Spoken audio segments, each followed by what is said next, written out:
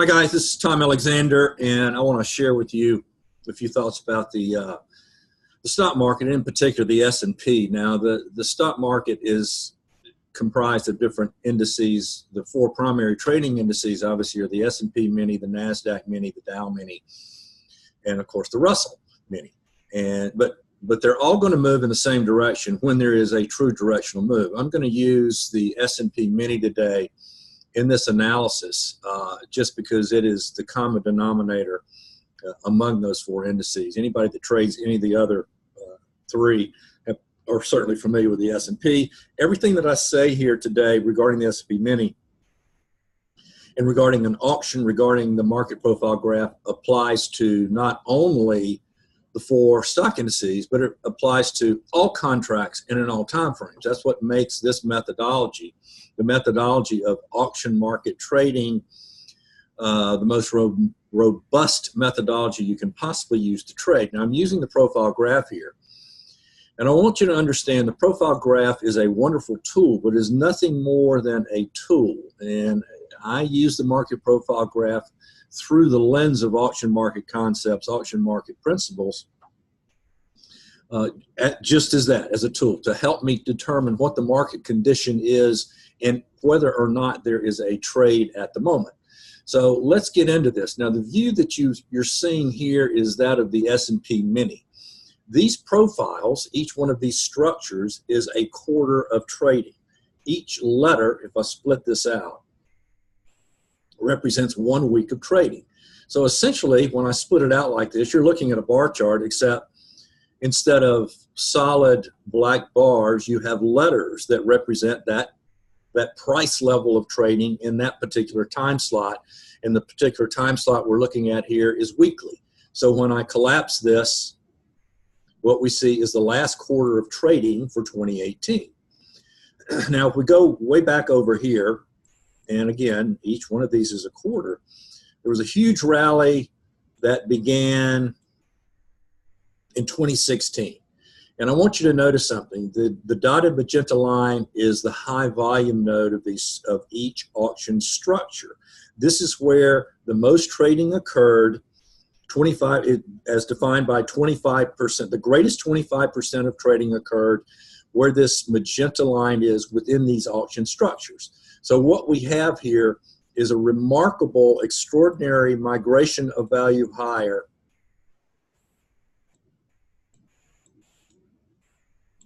all the way up into 2018. And then in the first quarter of 2018, the market became more two-sided, which is typical. I mean, that's what you expect in an auction market. If you understand how auction markets work, two-sided trading dominates the market in all time frames. And when a market is trending in one time frame, I can assure you, if you go down in time frame, you can see that the market spends most of its time consolidating, okay? So we have this giant migration of value higher here. Excuse me, I have a cold. Higher, higher, higher, higher. And then something happens here. The market becomes two-sided.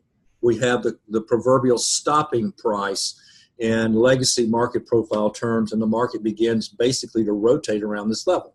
Now, we don't know that we can only tell this in hindsight, but we can use this information going forward to help us with what is the market condition now and what could be forming in terms of market structure, meaning where's price going to go from here, what would be the probable, what would this tell us, what would it not tell us, etc. So one thing that you want to notice is that in here, for the past year, we had a market that the value began to overlap. Now, if I split out, excuse me, if I split out the last quarter of, pardon me, of 2018, again, we can see that what happened in 2018 is that we had an auction within an auction. So we had a balance area that formed in here, and then we had the dramatic drop that occurred into late December, carried on into the first of the year, and then we've had this huge bungee jump going forward. So let me get rid of some of this stuff.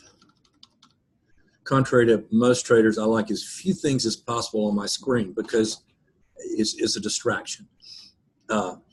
So if we merge this back, this is where we are now. This is the first 2 weeks. The first 2 weeks of trading in 2019. Oops, what happened there?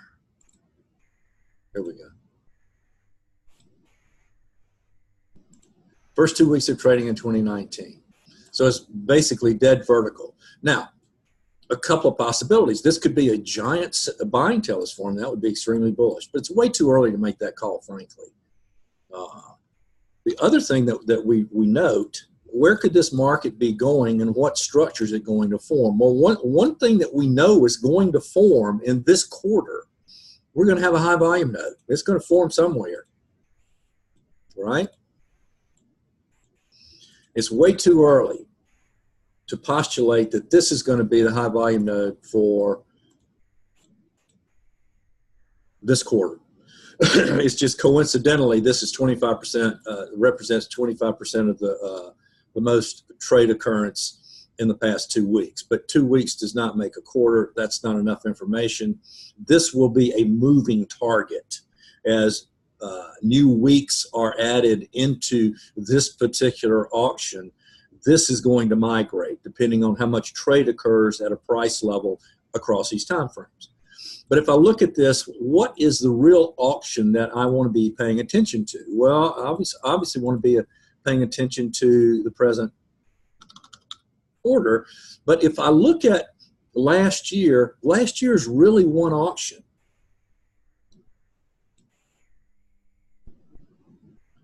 So let's make it one auction because that's what it is. You have to be careful trying to chronologically structure price activity because price activity is a constant flow. The auction process is in effect in all degrees of time all the time. We have to use certain chronological constructs such as quarterly, weekly, daily, hourly, whatever, just because of limitations in accumulating and reporting the data. It's binary. So there has to be a definition so that we can get an auction on here. But it's also important to learn how to use this and to manipulate the profile graph so that you can see the auction. It's not about trading market profile. It's about using the profile graph to understand market condition and to give you valid information that you can use to trade. So what I see here is a high volume node for the past year. This is really important. So one thing that could be happening, we could be trading right into this area. Now, something I'm going to point out to you now, a couple of things actually. Here is a bar chart. This is a daily bar chart of the S&P Mini. You can see this 2600 level. Now, there are times when you can get better information from a bar chart about the auction than you can the profile chart. You know, charts are just tools. They are tools to help you understand market condition so you can see what's going on and make the highest probability assessment of what's going on. And from a trader's perspective, you can identify where and when you should be trading so that it gives you the greatest expectancy. That's the essence. You have to have a positive expectancy in trading. Nothing gives you a better perspective of where, when, why to trade than the auction market view and knowing when a market is more likely than random to accelerate away from a given level. So that's a quick little blurb on auction market trading. So we are at a level now that's important, guys. Excuse me, I have this cold. This is the level from where the market broke down. Now, the high volume node that I showed you over there, I'll go back to that in a minute, is up in here somewhere, okay? So it's possible that we actually could accelerate from here. Now, the other thing I want to point out, and I don't use indicators. I can't emphasize that enough. I am Mr. Anti-Indicator. What you see on my screen here, I guess technically, excuse me, could be considered indicators, but And this is information that really only pertains to trading the stock indices. What you see here, you can see this is the red is a 10-day moving average of NYSE advancing issues. The green is a 5-day moving average of advancing issues, and below is breadth. It's just the net of advancing minus declining issues on the NYSE. Now, this is stuff that I've used for most of my 35-year trading career, and it can be extremely helpful at times. It's actually pure auction market information because it's what the market is actually doing. The indices that we trade are comprised of components. This is an inside view of what those components are doing. This is the most effective, consistent, and objective sentiment information you're ever going to get. Now, at this low in December, we reached a level, an extreme level to the downside. And I hesitate to use the terms overbought and oversold, but for practical purposes, this was as oversold as this market had been in many, many years. And I put in my report before this occurred that we were going to have an enormous rally off of this level. And sure enough, we did. We are. Now, the important question is, and it can't be answered yet, is this a low in the bull market that began in March of 2009, or is this a kickoff momentum into a bear market?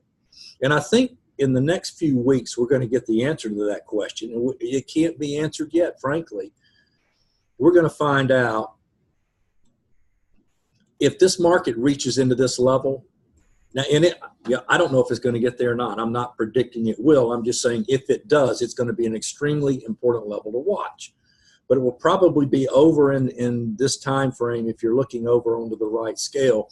If this market trades up in here, it's going to be, I think it would be a fantastic opportunity whether you're bullish or you're bearish, frankly, because it's going to be one of those times where you're at an inflection point, an auction market inflection point, and you're going to have that market condition that's conducive to the outsized move relative to the risk of taking a trade in this area.